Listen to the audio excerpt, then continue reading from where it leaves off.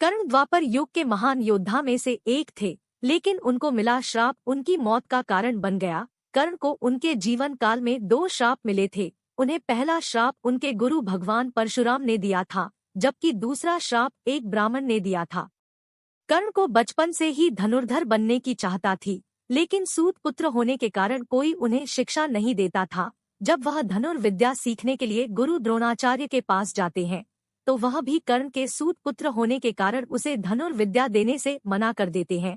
इससे कर्ण निराश होकर भगवान परशुराम के पास पहुंच जाते हैं, लेकिन भगवान परशुराम भी सिर्फ ब्राह्मणों को ही विद्या देते थे। अब कर्ण किसी भी तरह से धनुर्विद्या सीखना चाहता था, तो वह भगवान परशुराम से झूठ बोलता है कि वह ब्राह्मण है। भगवान परशुराम भी कर्ण को ब्राह्मण समझकर उसे शिक्षा देने लगते हैं। जब कर्ण की शिक्षा खत्म होने वाली होती है, तब एक दिन उनके गुरु भगवान परशुराम दोपहर के समय कर्ण की जंघा पर सिर रखकर आराम कर रहे होते हैं।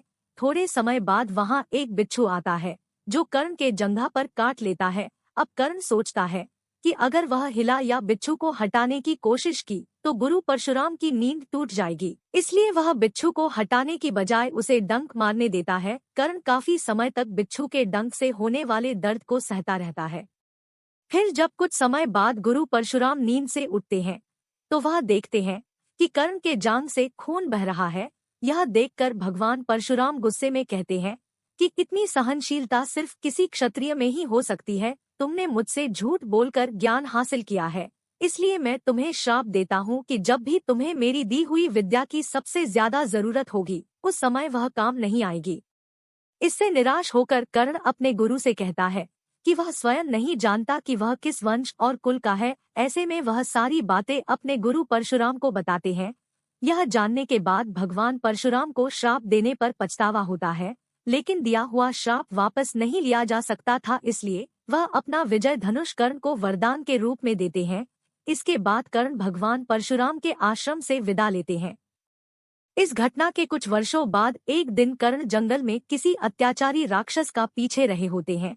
वह राक्षस को निशाना बनाते हुए उसे मारने के लिए बाण चलाते हैं, लेकिन राक्षस अचानक गायब हो जाता है और बाण दलदल में फंसी एक गाय को लग जाता है। बाण लगने से गाय की वहीं पर मौत हो जाती है। उस गाय का स्वामी एक ब्राह्मण होता है, जो गाय की दुर्दशा देखकर कर्ण को वहीं पर श्राप दे देता है। और श्राप में ब्राह्मण कहता है कि जिस तरह तुमने एक असहाय गाय को मारा है, ठीक उसी तरह ही एक दिन तुम्हारी भी मृत्यु होगी। आगे चलकर इन दोनों श्राप का प्रभाव महाभारत के युद्ध में नजर आया। युद्ध के दौरान कर्ण के रथ का पहिया दलदल में फंस जाता है। जब कर्ण उसे निकालने के लिए रथ से उतरता है, तभी अर्जुन बाण चला देता है, जिससे कर्ण की मृत्यु हो जाती है।